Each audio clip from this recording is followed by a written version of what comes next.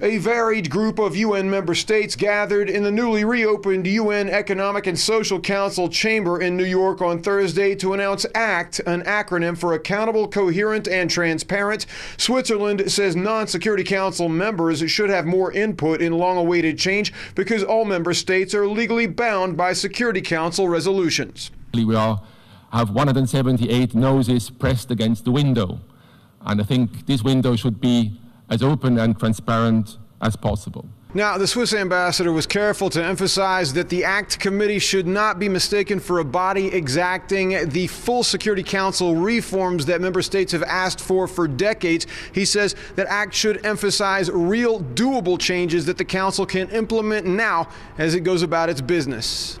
The member states involved include Ireland, Uruguay, Norway, Liechtenstein, and more than a dozen others. They're pushing for measures that include fewer closed-door meetings, such as the ones on Syria, and engagement against the veto, which has been abused over the years, most notably by the U.S. in its unilateral defense of Israel. Irish Ambassador Ann Anderson says that Council debates bear little resemblance to any real discussions.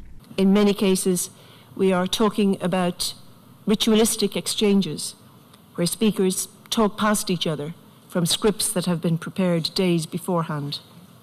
And of course, as we all know, only a handful of people actually stay in the room for the duration of any given open debate. There has to be a better way. Norway practically called the Council's behavior ignorant, saying that it habitually passes overbearing resolutions with military options long after problems might have been addressed more simply and peacefully with diplomacy.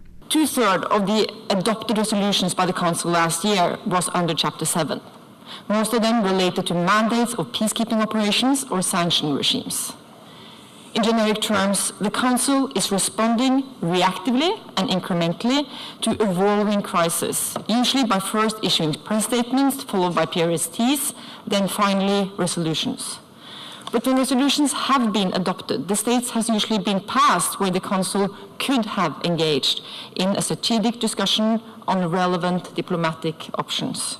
Uruguay made the point that UN peacekeeping missions have shifted away from their original intended purpose of late, something that he said was not ever discussed with key troop contributing nations such as his.